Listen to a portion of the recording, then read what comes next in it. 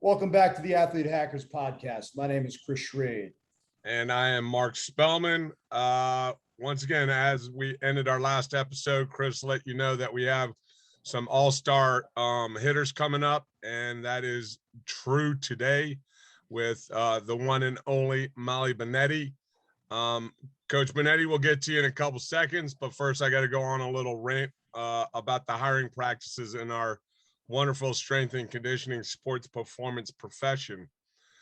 If you are a university or are somebody that is in charge of the hiring practice, first and foremost, make sure you get in touch with everybody that has applied for the position before you post who you hired on social media. One, it's not a good look for your university.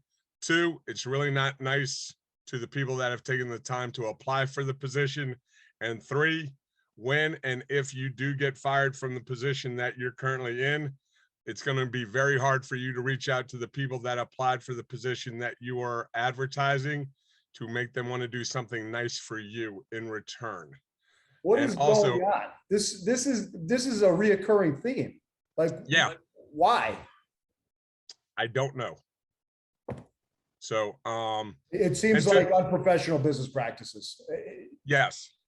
And to those that are in the hiring process or are people in charge of hiring, if an individual reaches out to you outside of actually filling out the application and going through the HR department, make sure you just reach out to them. I've done this several times, so I'm speaking from personal account, obviously. You have the time and the resources to just let the person know, hey, I got all your stuff. I forwarded it on to the hiring committee, and we'll go with the next step. And I had a major university this past week actually reach out to me after I reached out to them. So and it's actually a school in your conference, Molly, that took the time. I reached out to them at like 10:30 at night, and they got back to me at 8:30 the next morning, just to let me know that they got. Let's take the whole professional thing out of this. Let's break this down to just being a genuine human being. You've got people, Mark, correct me if I'm wrong. Every time you call me and you're going to go on a new interview or you put your application in somewhere and you're waiting for someone, you've gone through this whole thing inside your head of becoming that strength coach. Yeah. You've put your passion, you've put your emotion into it. There's real stuff going on. It's more than just someone just handing in their resume. These people have already perceived themselves in that position and have an emotional attachment to it. And you're destroying it. You're destroying them on the inside. Cut it out. Well, I'll go one step forward. I not only do my resume, my reference, and my my intro letter, but I'll also give them a document of everything that I'm going to do as the director of sports performance or strength and conditioning, and how my leadership's going to affect their athletic department and the teams that I'm working with. And I'll go one step forward. I'll get on realtor.com to check out houses that I can afford in that town. So I'm pretty thorough with everything that I do, but neither here nor there. So if you're in the seat of hiring somebody, make sure you just reach out to those individuals that have taken the time to apply for the position, and not leave it up to your HR department to reach out to them with a cover letter, thanks, but no thanks. Take the time. You have enough time in your day. We all have downtime in our day where you can just send out a nice, hey, thanks for applying. We really appreciate it, but we're going in a different direction. Or if they've sent you the information and sent you like a nice, fairly thorough stuff of information, just, hey, we got your stuff. We moved it on to the hiring committee and they'll be in touch. So it doesn't have to be long. You're dealing with people, with families, with emotions, with plans to make. Just be a normal human being and put yourself in them shoes, have some empathy, and stop taking up time on this podcast. We have to go this over again. We have real guests here that have real information that can actually hack athletes. I'll try not to ever come up with this rant again, but I'm not I'm proud. not saying you. The industry's Yeah. got to change. Keep doing it. You got to do it until it changes. So, with that being said, let's get off of that subject and let's get to the real reason we are here. As we stated last podcast, we're coming up with some real heavy hitters as far as guests, and we're starting it off with somebody that's one of the top guns in our profession. Not only is she one of the top guns, but she's also one of those people that's very genuine. Somebody that I've had the opportunity and privilege to get to know over the last couple of years. And I tell her every time that we're on one of these that I'm not stalking her. I just really enjoy everything that she's doing in the profession. Somebody that gets what we do on a day-to-day level, but is also trying to make the profession better for all those that are involved. It is my honor, it's my privilege to introduce Coach Molly Binetti.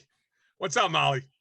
What's up, Mark? Hey, I appreciate that introduction a lot. It's very flattering, but it's a privilege for me to be on here with you guys and Chris to get to meet you for the first time, but I appreciate your guys' time and inviting me to be on today. Thanks for coming on, Coach. We appreciate you. Coach Binetti, for those that do not know you, how did you get down to Columbia, South Carolina? I know the journey, but once again. It's walk people. I mean, I can give you the long version or the short version, but I'll for the sake of most people's time, for those that don't know, I guess a little bit about my journey. This is about to be my 4th season down in Columbia, and I started out in college not having an idea of what I wanted to do. I actually thought I wanted to go to business school. Realized pretty quickly that I wanted to do something along the line of athletics or in a sports related field.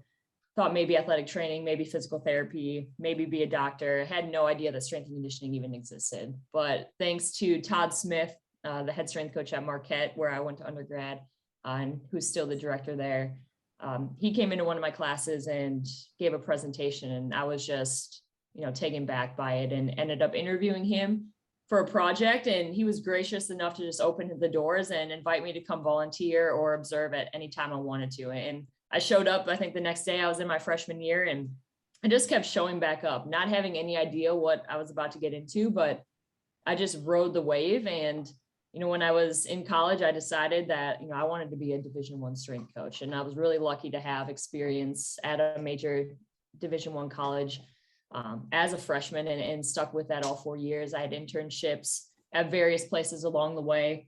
And I thought that was kind of my end goal. I want to be a Division I strength coach. And then I turned 23 and I graduated with my master's from Minnesota, and I got hired at Purdue. And that was, at a time where, again, I had no idea what I was doing, but I just continued to take opportunities and never be afraid to say yes to opportunities. Anything that, I thought was even maybe too far out of my reach, I just tried to continue to say yes and put myself in positions to learn and grow. And after a year at Purdue, I went down to learn from Tina Murray at University of Louisville and spent 4 years there. And, from age 24 to 28, I grew more than I probably had in my entire life up to that point. And then this opportunity at South Carolina came up, and it was really an opportunity that was too good to be true, and that I couldn't pass up, and knew at some point in my career I wanted to take a basketball only route and explore that and see if that was the direction I wanted to go. And there was really no better opportunity to do that than, working for an Olympian, national championship caliber team. And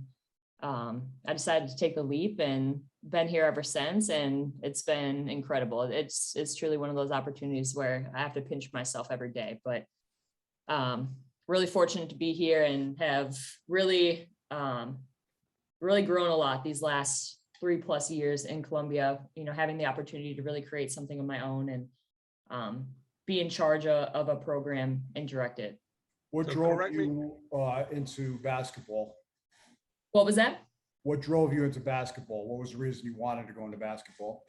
Yeah, I always played basketball growing up. That was kind of my sport. And as an athlete, I underwent 3 knee surgeries throughout my life. The first when I was 11 years old, and then again in high school, and a third one in college. And so I had spent a lot of time in physical therapy, and a lot of time in rehab, which initially was kind of the reason I wanted to go down that route. But basketball was just always something that I loved. And then when I was at Marquette, I got to experience both men's and women's basketball there. And there's just something about the environment, the sport that I loved. And it was just something that I took a liking to right away. And then I got to work with basketball at every institution I was at in some capacity. And so I got to really kind of dive into that and knew that was something that I wanted to maybe explore at some point. And to be honest, I mean, I think we know, especially in collegiate strength and conditioning, if you're really going to make a living out of it, you're a director, you work with football, or you work with basketball. And so that was always a factor in my head too, of like sustainability. Can I actually support myself and eventually someday support a family? So correct me if I'm wrong. I'm pretty sure your program's pretty successful, right? Decent. Yeah. Yeah. Oh, to steal it from double A. Yeah. No, yeah.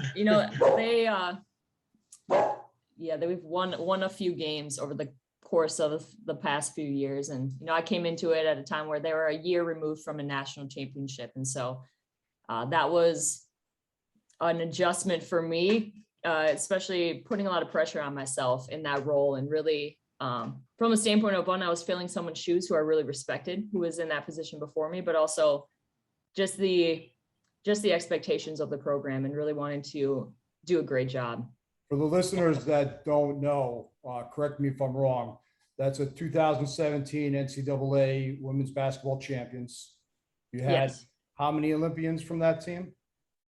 Well, on that team now, there's one on the Olympic team. This was her first Olympics. This last go around, Asia Wilson. Okay, and this year you won the SEC tournament.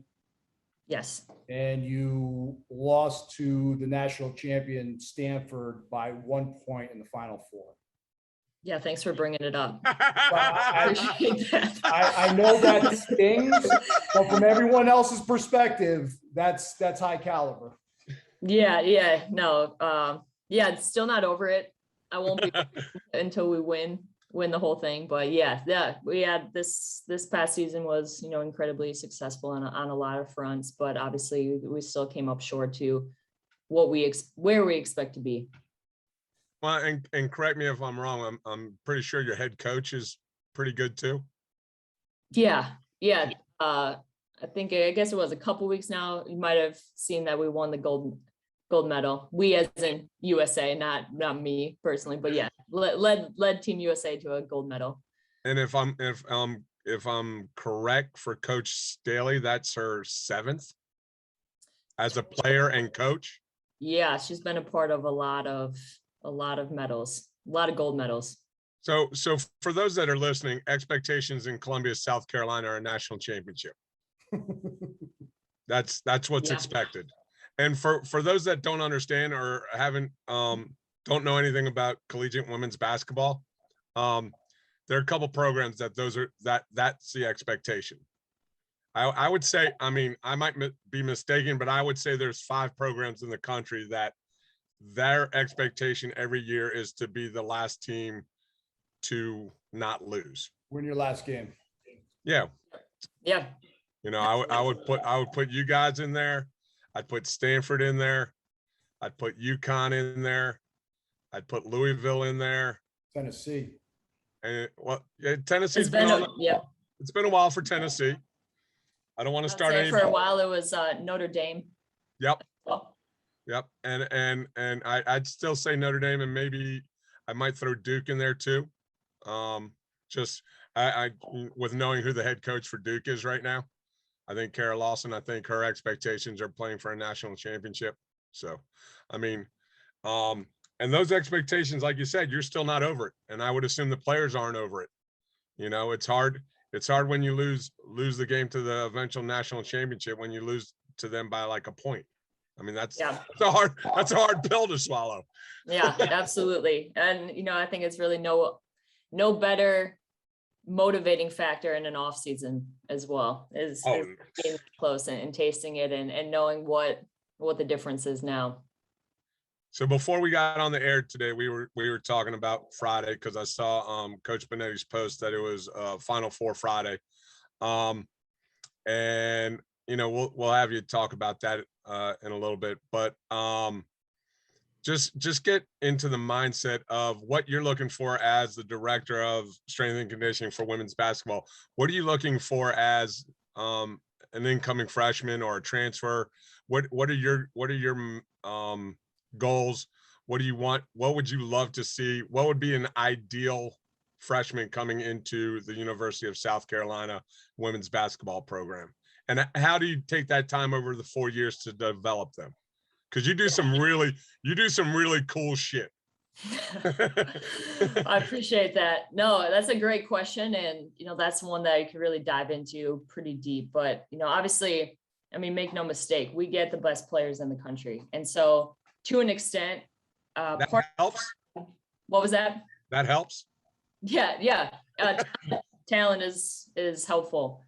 And that's one of the factors that, when they come in, obviously they're I think this is my fourth season. This is the second number one freshman class we've had come in since I've been here. And so they're coming in and they're already really good basketball players. And I understand that they come here to South Carolina to play basketball and to be coached by Dawn Staley. They don't come here to lift weights. They don't come here to, as I forget what the Ohio State quarterback name is, but they don't come here to play school. They come here to play basketball, and they come here to win championships. And obviously everything else is important too, but I know that with or without me, they're going to be really good at their sport. And so obviously the first step is to assess them. And I think our assessment approach is a little bit unique in that obviously we want to meet them where they're at from a physical standpoint. And obviously they're pretty talented and athletic when they come in, but you'd be surprised, even the best basketball players in the nation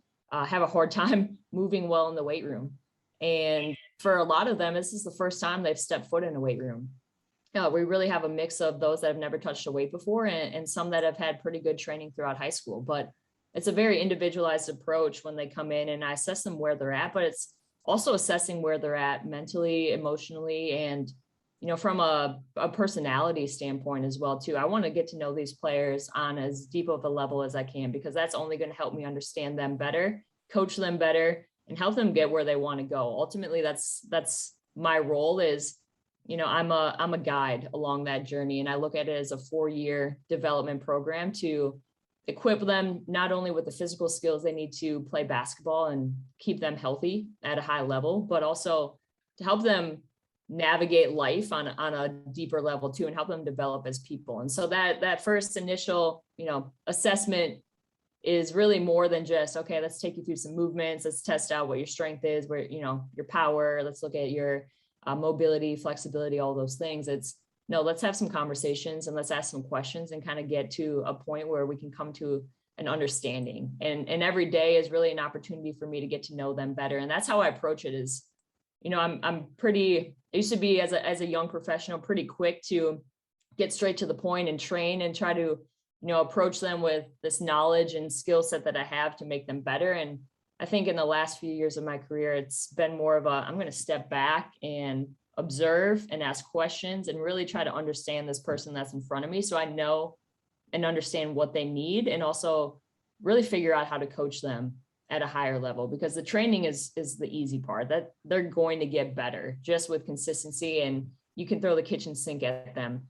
What we do from that standpoint, it's obviously important, but it's not that important. More importantly, it's figuring out, okay, what does this person need and how do they need to be coached? And, what are the missing pieces that are going to help take them from already being really good, but now we're developing on a whole different level because we're working on things that are deeper, than under the surface. So I'm happy to, there's a lot of different ways we can go there, but that's really kind of my starting point. And, everyone that we get in, it's really a different approach for each of them. It's not a cookie cutter, one size fits all. It's really trying to get deep and figure out, what each person needs on those levels.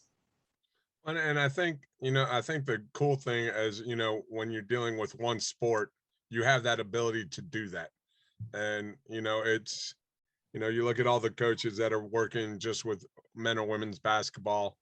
I mean, you really have that opportunity. I was sitting at the basketball strength and conditioning symposium out in Vegas, and I was sitting with Coach Roos, and this is where I oversaw 20 teams and 400 athletes, and he had men's basketball, and he just kind of laughed at me.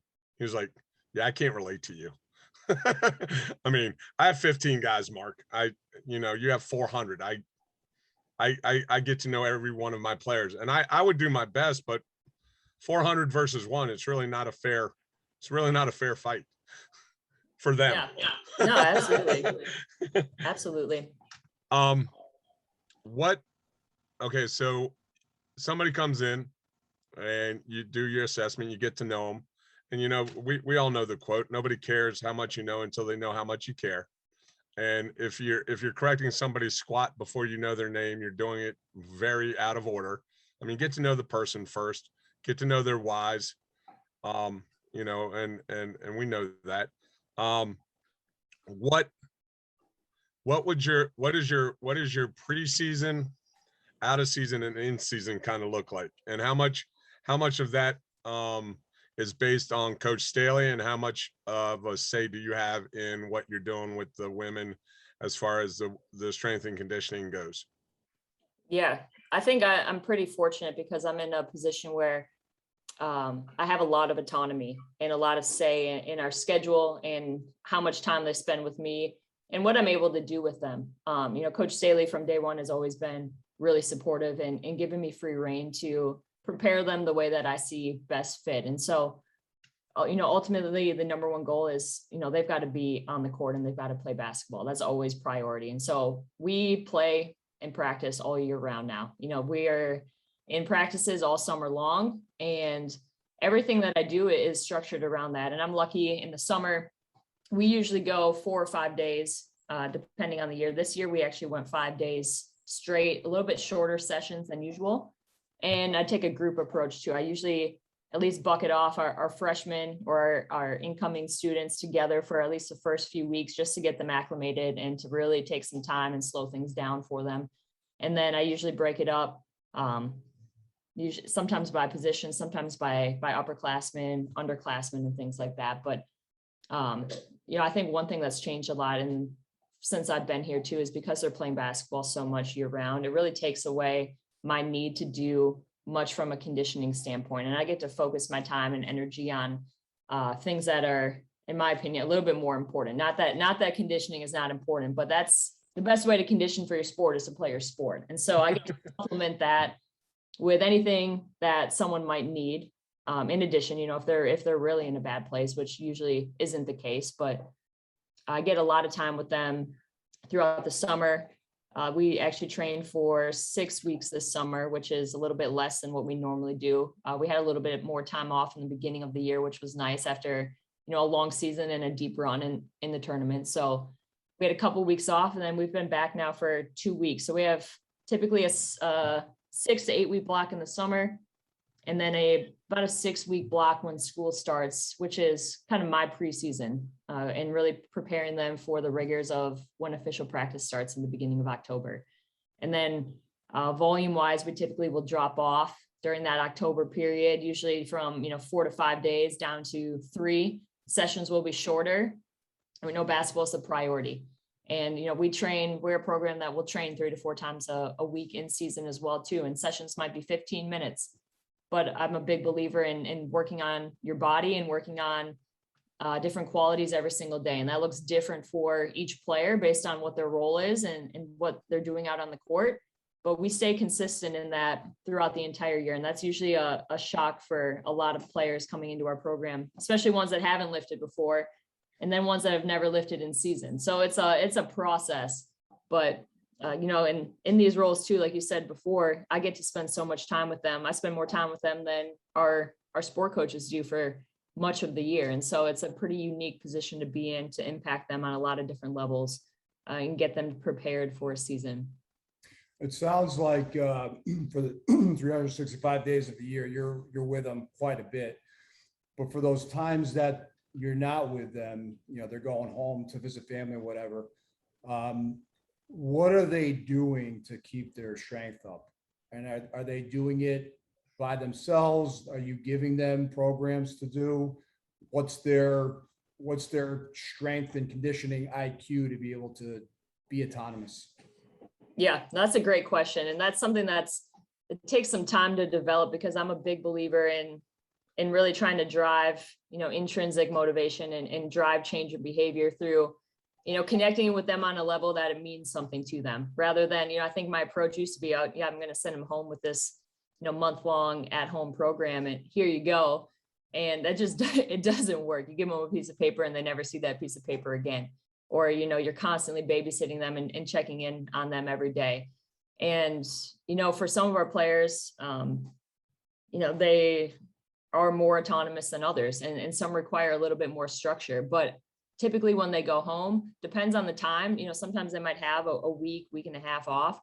There's times where I'm really not pushing a lot from that standpoint, because they go all year round. There's some times that they just need to chill out. So that's kind of like a downtime. That's their. Absolutely. Yeah. Now, they usually are home for the entire month of May, and that's a little bit different. But the way that I've tend to shift towards now is, each of them will have the first week of their workouts from me, when they go home. And some of them do work with a trainer. Some of them will go to their high school. Some of them will go work out with their dad or a family member or something like that. And everyone's program is really designed based on what they have access to at home. And some of them don't have access to a lot. And to be honest, that used to stress me out. And I really realized that it's okay. There's still, there's a lot of different ways to get the job done, and you've got to be adaptable and flexible. So their ability to continue to get workouts from me hinges on their ability to communicate and stay accountable to what they have to do. And so there are certain things that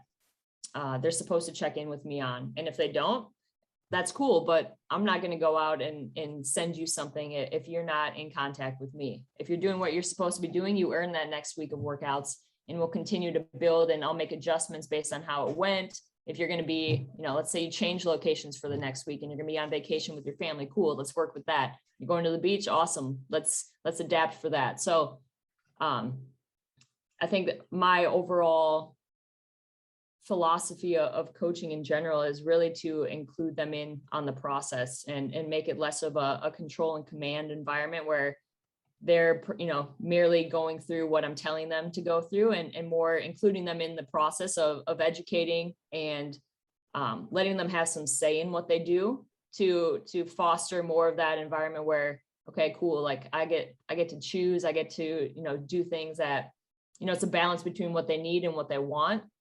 And it, honestly, it just creates more trust, it creates more buy-in, and it allows them for, once we get to that point where some growth has taken place, where they can go home and I don't have to stress about them doing what they need to do, because they know the importance of it. They know what the expectations are, and they also understand how to train. So I don't need to sit there and write out every single workout for them. They've learned how to construct workouts themselves. They learned how to, put pieces together, and they also know things that they need to work on and things that they feel like help them. So it's a never ending process, but it's really one that, sometimes some things suffer in the short term in order to grow and learn things in the long term. And I've had to really kind of be okay with relinquishing some control and allowing them to figure some things out on their own. There's very few things more frustrating when you have a former athlete who's gone through your program for 4 years reach out to you and go, "Hey coach, can you send me a workout?" It's like, hey, dumbass, you went through it for 4 years. I would hope you picked something up. Like, right. This hasn't changed. I'm not coming up with something new. I want you to horizontally push, horizontally pull, vertically push, vertically pull. I want you to hinge at your hips. I want you to squat on bilateral, single leg, and I want you to carry something heavy. Like, that's it. And I want you to progressively overload that on some level. I think one of the cool things that you said is that they earn that second week of you sending them something. Because as a coach, there's really nothing more frustrating than taking your time and putting together this like awesome packet. You're like, man, this is like the gold standard. There's nobody that's written a better freaking workout plan than this. And then you go in the locker room and you see like 3 of them thrown in the trash can. You're like, huh? Like, no. You're going to earn my time. And if you do everything that you, like you said, if you do everything on week 1 and everything's on point, then you've earned week 2. You know, and I love that. I love that switch. I love the switch of, you know, and I tell a lot of people, it's like, you don't have to work out, you get to work out. Like, if you come into the facility and you're like, man, I have to do this, you've already set the tone for how this day is going to go. Like, there's so many people, and especially with the 16 young ladies that you're working with, there are a lot of young ladies that would love to be down in Columbia, South Carolina, working with you in that gorgeous facility that you have, flying around the country on that private jet, you know, acting like Ric Flair. You know, and that's the reality of it. It's like, you know, when you're at that level, there's so many young ladies that dream of to get to that level, but don't understand the level of work and commitment that it takes to be at that level. You know, and yes, all 16 of your young ladies are blessed. They're genetically gifted. They know how to play ball. What's going to take them from South Carolina and take them to the WNBA or onto the national team? Like, where does that come from them? Does that come from you? Does that come from you and Coach Staley? I mean, like you said, you have one Olympian on the team this year. Where did you see the switch in her from where she was at South Carolina to be able to be on the national team? Yeah. You know, what it takes to get from here to there is, you know, it's every single person in our program. And, you know, ultimately it's our role to help equip them with the skill set that it's, because talent wise, obviously when they come in, we have a few that are pro ready, honestly, from a talent and skill level, but that just because we get that level of talent and just because we get that caliber of athlete doesn't mean that they know how to work. And so, you know, part of my job is teaching them how to work and teaching them and equipping them with some of those skills of really figuring out how to solve problems, how to think for themselves, how to understand their body, how to take care of their bodies, and all those things that they're going to need at that pro level. And every person in this program has a role in developing them in some way. And obviously, you know, there's some that have and play much bigger roles than others. And ultimately, we're all trying to develop that athlete to understand and feel for themselves what that is. And Coach Staley has, I guess, a mantra. It's, you know, there's a look, sound, and feel to a championship program. And there's a look, sound, and feel to, you know, what's right for you personally. And that's, I think, our kind of North Star in terms of what we're looking for that player to experience in their time here, so that when they become a pro, they've already developed pro-like habits. And we did, you know, we had, you know, Asia Wilson was graduating, gone by the time I got here, but we have a current player on our roster who was just on the Canadian national team and made it to her first Olympics. And she was somebody that has suffered 2 torn ACLs and came to us actually as an early enrollee as a freshman because she had just torn her ACL a month after coming back from her first one. And so she decided to come here because in Canada, she would have had to wait, you know, 6 months for her surgery. She came here to have her surgery in rehab with me. And, you know, when I think about her skill set and what an Olympian looks like, you've got to go through some adversity and you've got to experience hardship to really kind of know what you're made of, and to really, it gives you a different perspective on life. And without a doubt, you know, her work ethic in combination with a lot of other traits that she has got her to this point. But, you know, those things are all skills that can be taught. And I think that's a really unique role we have as, you know, if we want it, you know, some of us just want to train athletes, but we have a really unique opportunity if we want it to really help them develop that mindset, that mentality, those leadership skills, and help empower them to take ownership of their development. And I think that's, you know, if I could sum up what I want my role to be in one sentence, is I want to empower them to take ownership of their careers, their bodies, their lives, their all of it. And you know, it's a process. And I think that type of work requires a lot more effort on our part if we want to go that deep. But, you know, I know that's not for everybody, but to me, that's the most rewarding, most fulfilling, and best part of my job. Coach, let's go in the other direction. So Mark went after college. Let's take that avatar of the incoming freshman, and I want you to break down two separate time periods in their lifetime leading up to that freshman year, and what activities and what things they should learn for their future success in strength and conditioning and in injury prevention.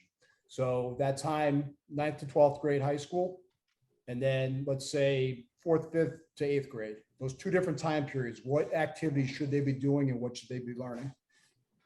Yeah, I think I think maybe from a younger developmental age, you hear a lot of debate and talk about, right, multi-sport athletes for single sport athletes. I think the best athletes that I've seen come through played multiple sports as a kid growing up. They're involved in, football or track or gymnastics or whatever. Like I've had, players do all kinds of things. And I think, we don't need to sit and really spend a lot of time on really diving into why that's important. But I think a lot of the skills that I teach, especially as they come in as freshmen, are in relation to a lot of those skills that you get at a young age if you're playing multiple sports. And that the ones that don't and weren't involved in those things really struggle with when they get here in terms of, I think of like the rolling and the crawling and a lot of the work in vestibular system and just kinesthetic awareness and being balance and all coordination, rhythm, all of these things that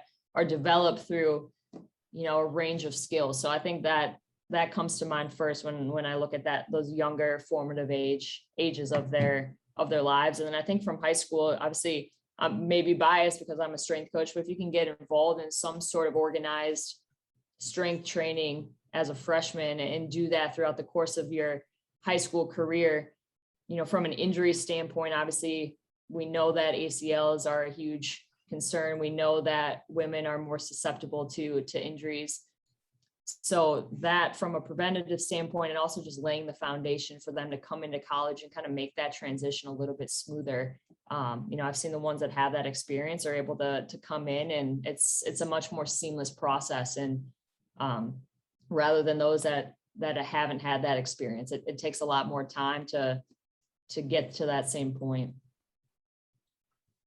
With the I think one of the things, and I think one of the reasons it's important for athletes, especially youth athletes, to not only play the sport that they're good at, but also play the sport that they might not be that good at, is that, and you touched on it, is there's no growth without struggle. I mean, you got to struggle. I mean, there's got to be some struggle. I mean, it goes back, and I'll do the analogy again. I mean, if you take a caterpillar and you open up the cocoon and you take that butterfly out, that butterfly is going to die because it didn't have to struggle and their wings didn't get strong enough to fly. So, with athletes, they have to go through they have to struggle a little bit. And the segue to this is, now let's discuss Final Four Friday, because I think a lot of what you're doing with Final Four Friday has to do with overcoming adversity, team bonding, communication, and what are you going to do when you get to a problem and you can't solve it? Like, what do you do? So before we got on there, we talked a little bit about Final Four Friday today. So if you could, Molly, just roll us through what you do as far as Final Four Friday goes. What's the concept behind it? What have you done? What have you done on the last couple Fridays, and how did you finish it? I would assume today was the last one, unless you take it all the way up to the season. I do actually. We actually take it all the way up to when we start official practice. But I'd like to even just backpedal for a second of what you just said too. I think when it comes to that struggle and comes to that hardship, you hear a lot of talk now about, today's athlete is so soft, or this generation is so soft. And, I think about the population that I work with, and they're the furthest thing from soft. When you hear their story and you hear things that they've experienced, and you hear things that people in their families have experienced, and they have experienced things that I hope I never would have to encounter. So they're soft. It's not that they're soft. They don't know how to navigate they haven't had the support or the guidance to navigate adversity and to navigate things that are hard. It's not that they're soft, it's that we haven't done a good enough job of helping them understand and work through those things. So I think that's a really important piece of this puzzle of, I'm so sick of kind of the mental toughness and talking about kids being soft. I think it's a cop out when it comes to how we can impact them in that way. And I know from personal experience in coaching that it's not that they're soft. It's just that they need to have the skill set that they don't have to go through things that are really hard. And so I think that's part of, again, those skills that I want to equip them with as a coach. And yeah, Final Four Fridays, to kind of get back to the main question, is an opportunity for us to do that. And what I love most about Final Four Fridays is obviously, we train in groups through most of the year, just purely from a numbers standpoint, and it allows me to really dive deep with them on an individual level. But every Friday throughout the off season and really this preseason time in August and September, we do a team workout on Friday mornings early. We'll go at 7 a.m. And the number one goal of those Final Four Fridays are to empower them and put them in leadership positions, and also give them situations where, like you said, they've got to figure things out, and they've got to strategize and navigate different situations. And so every Friday I try to get them out of the weight room as much as possible, and we'll go different places on campus. We'll go to our arena, which is 2 blocks away. We've gone to football, we've gone to beach volleyball, we'll go to soccer, track. We've got this massive hill out behind our academic center. We'll go. We've done a lot of various things, and usually every Friday I appoint at least 2 leaders of the day. And those are my point people. Those are the people that I'm explaining what that mission for the day is. And then they're responsible for organizing their team and figuring out how they're going to get it done. And I love it. I love it from a coach perspective, because most of the time I'm standing back and I'm just observing. Is and that usually seniors, or are you giving that responsibility to even underclassmen? I'll give it to underclassmen as well too. There's I really try to change it up, and depending on what the type of challenge is, we'll kind of determine who I appoint for that day. And usually I will start with, when we're first starting these out, it'll be either our captains or the people that are typically considered our leaders. So they've got an example of what that looks like. I'm not going to just throw, one of our freshmen in the fire week 1 and say, here, figure it out. Although, that might be a good idea at some point, but I try please videotape that. Yeah. Please videotape if you take a freshman week 1 and make them in charge of Final Four Friday. I will love to see that. Might be an interesting social experiment. But so I try to give our I guess what we might consider our immediate leaders the reins on the first couple weeks, and let them help everyone else navigate the situation. So some days it'll be a full team competition. Some weeks it's team 1 versus team 2 competition. Some weeks it's with multiple teams, and there's always an overarching objective of the day. And it's a really an opportunity for me to reflect and evaluate their ability to lead and communicate, and who are the ones that are taking control when things get hard and things are getting messy and unorganized, and who are the ones that are kind of retreating and keeping to themselves, who are the ones that are great teammates and never letting a teammate struggle, or making sure that they've got what they need to figure things out. And I'm taking notes of all this, as this is happening, and I'm making notes of, things our leaders are doing well, what are points of improvement, what are other people doing? And then really at the end, it's not me leading the conversation, it's them. And so I open it up, and usually I'll give our leaders the floor first, and what went well, what didn't go well, what could you have done better? And let the conversation kind of unfold organically, and then give other people the opportunity to chime in. And it's an opportunity for them to call out other people, and not call out in a negative way. It's either highlighting something positive that they saw, highlighting something that needs to be addressed, highlighting ways that, okay, well, this is where we went wrong, this is what we could have done differently. But it's not me driving those conversations, it's them driving those conversations. And that's when learning happens the best. And when they've ultimately, as coaches, they're the ones that have to figure things out when they're out on the court. We can help guide them. Coach Staley can help guide them, but ultimately they've got to communicate. They've got a job to get done, and it's their responsibility. They either execute it or they don't. But we can teach them how to execute those situations better, and that's an opportunity, and that's what we try to do on those Final Four Fridays. And it's a love-hate relationship. They love it because they enjoy it and they know it's helpful for them, and I think it helps them learn and grow. But they hate it because they know it's usually pretty hard. And the goal is never to crush them or anything like that, but it is to experience difficult things, right? And do something hard and have to really find another gear, another level within themselves. Well, and basketball players, let's be honest, they don't always love being in the weight room. No, they want to play basketball or they want to take a nap. Or eat. Yeah, shoot. They would rather sleep than eat most of the time.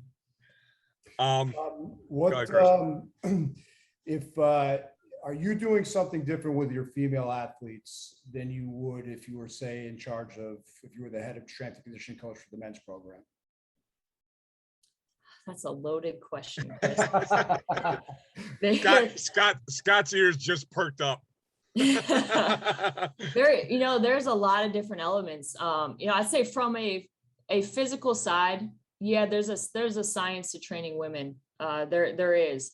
I think one of the biggest aspects of the way that we train is more from a mental and emotional and more environmental space than anything. And I think there's so many different opportunities, especially for me being a female in this role, to help create an environment for them that empowers them to be strong, badass women in a world that really tries to downplay women and is really judgmental, and navigate a space, especially when it comes to physicality and strength and body image, and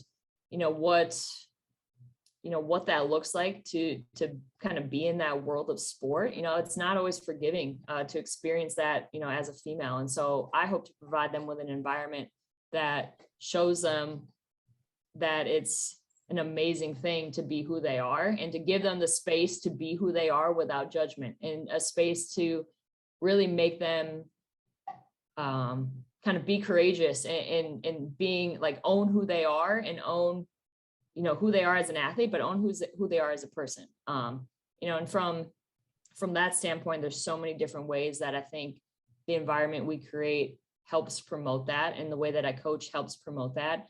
And from a training standpoint, women in general respond a little bit better to more volume. And so being mindful of that in certain situations when I'm planning, obviously there's, opportunities for training differences, based on menstrual cycle.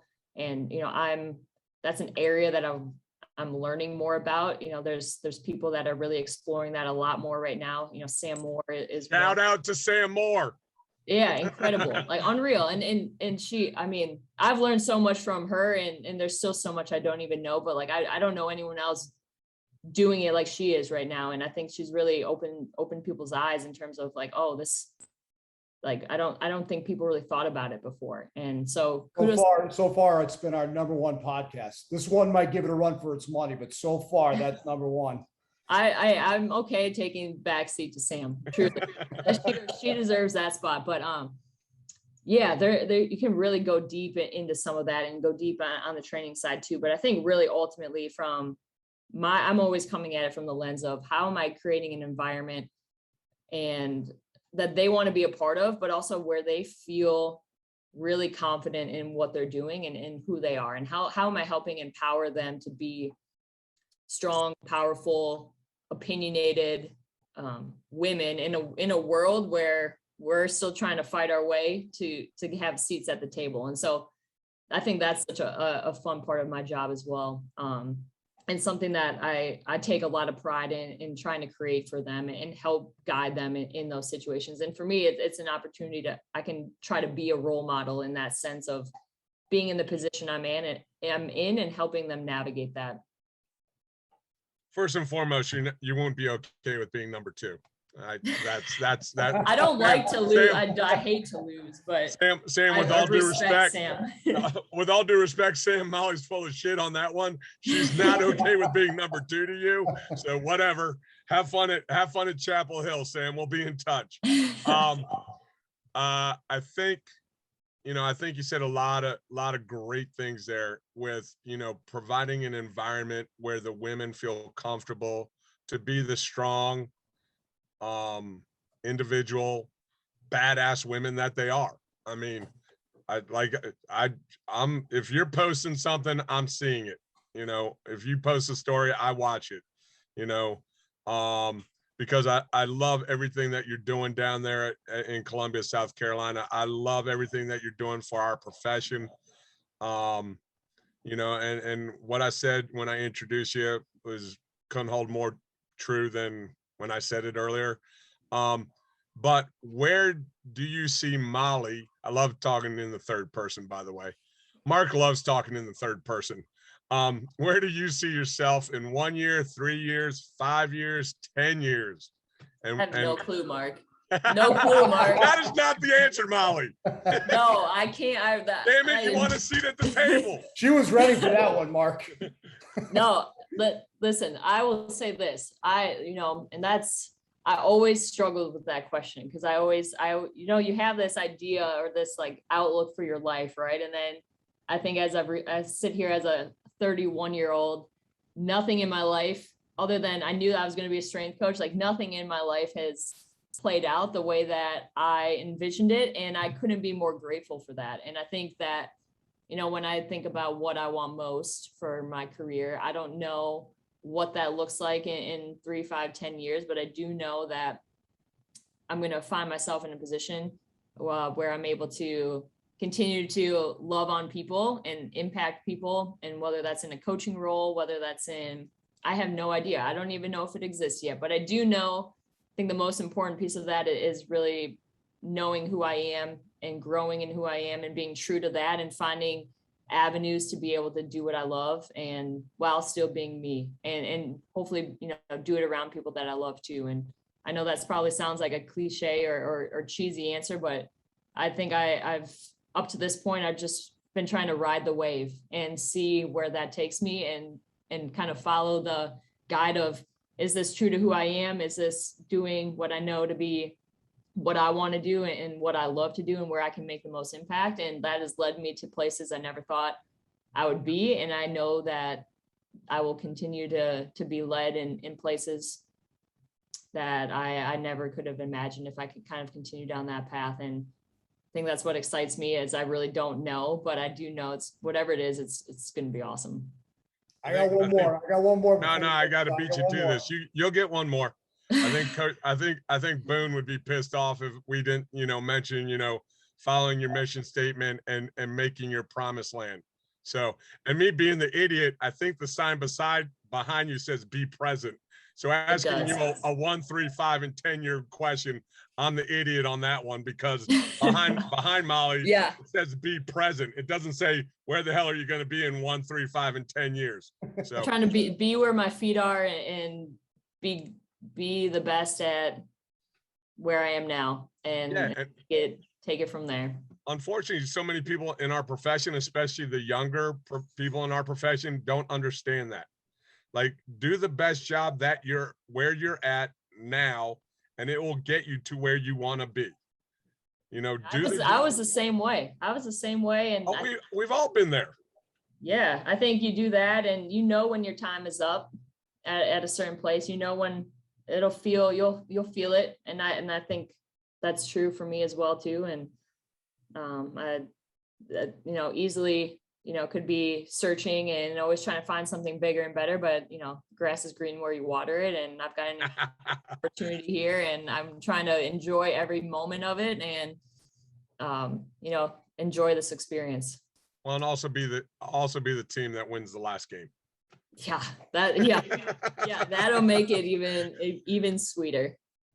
Coach, you said something earlier that resonated with me. How you injuring your knee 3 times being an athlete was one of the factors that drove you into strength and conditioning. I have a similar story. You know, I had a lot of injuries as an athlete, and it kind of led me down the path of studying yoga and martial arts to find out why.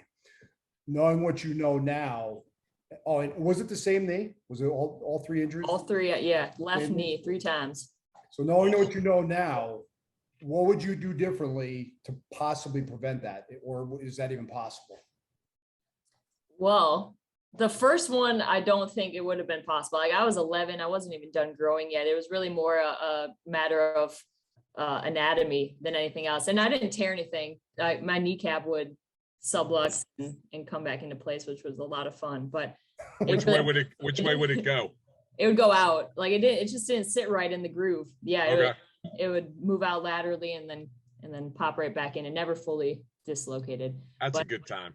Yeah. So I was 11 and I played, 3-4 different sports, and I didn't lift. I mean, I lifted a little bit in high school, but, knowing what I know now about obviously the female body and also just the benefits of strength training from a physical and even just, mental and emotional resilience standpoint, I would have loved to have gotten into that at an earlier age. I think that would have helped me. And I really didn't take my rehabs probably as serious as I could have had I been equipped with, a better environment or just more knowledge or any of that. So definitely would have tried to have prevented some of those, because I think, I had some opportunities to play, either basketball or softball at some, really low level schools, which is obviously, knowing that now too, like that's an awesome opportunity as well. But like, who knows, if I could have been healthier. I mean, I wasn't a great athlete by any means, but I wouldn't in a minute change the path that I've taken, but definitely would have wished I would have taken those things a little bit more seriously at a younger age.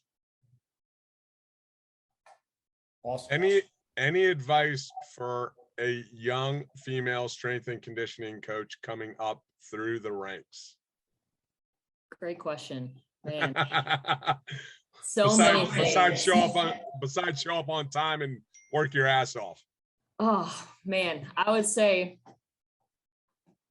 if the 31-year-old Molly could give the 18-year-old Molly advice, I would say this. I would say, one, it doesn't have to look a certain way. It doesn't have to be done a certain way. You don't have to fall into the trap of, or the perception or the stereotype of what a strength coach is supposed to be. Be who you are, be true to yourself, and be comfortable in your own skin and being okay with not fitting the stereotypical mold of a strength coach. And I think the second part to that, I know you asked for one thing, but seeking out women who have been in this field and experienced the same struggles and successes that they will experience. And I think that we learn the best when we share those struggles, and I don't think we do it enough.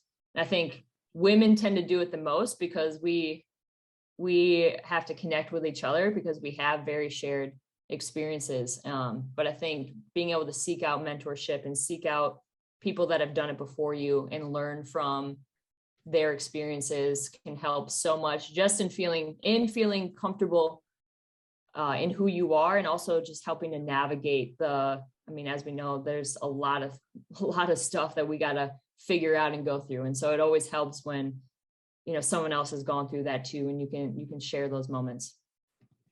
Well, and I think, as a profession, I think know your history. I mean, and like you said, you can sidestep a lot of mistakes if you reach out to the people that have come before you. Because as you know, I mean, we stand on the shoulders of giants in our profession. And for the people that have started our profession, first and foremost, thank you for giving me a career. But, for the people that are coming behind us, the path has been laid for you. You just might have to reach out to somebody and ask some questions. And pretty much everybody in our profession likes to talk. That's an understatement. But I think you're right. No, none of us are self-made, as much as we like to think we are sometimes. I think I wouldn't be where I am right now it's always with the help of other people. And so it's never a bad thing. It's okay to be vulnerable and asking for help, and it's okay to seek out help, and it's okay to not know all the answers, because none of us have it all figured out. Even once, those of us that have been in this a long time, we're still figuring it out. But you can't get to where you want to be without someone else helping you along the way. And I think sometimes, we want to do it all ourselves, but it never turns out quite as good. Coach, someone wants to reach out to you or follow you on socials, where can they do so? Yeah, I'm pretty active on, I would say Instagram, probably a little bit more than Twitter. I'm active on Twitter as well too. Coach Binetti on Twitter is my handle. And then I am comfortable that people can use the search bar in terms of finding my Instagram or my email. It's on our website. Do your research. But, I'm really bad at answering emails, so I would recommend social media be the way to go first. Awesome. Well, Coach, awesome meeting you today. Thank you for coming on. I think you're going to make a run from the #1 spot, to be honest with you. I appreciate that. That. Really. What'd you say? Hopefully a couple times. Oh, yeah, we'll see. We'll see. I really appreciate you guys having me on, and appreciate you guys, giving people a platform to share their stories and share their expertise, but appreciate the time. What do you got, Chris? You can find us on Google Podcasts, Apple Podcasts, YouTube, a bunch of other places. We're putting shorter clips together. It's happening now in the background because a lot of our podcasts go 45 minutes to an hour. So we're doing little 5-10 minute segments because there's a lot of material that we got that I think a lot of people are missing. So those are going to be coming up soon. Little concentrated material of content. And thanks for tuning in today. That's all from me. Who are you? You didn't say goodbye. I'm Mark. Who are you? No, you're not. I'm Mark Spellman. You're Chris Sherrod. And together we're Athlete Hackers. Thank you, everybody. All my best. God bless. Take care. Peace. Peace.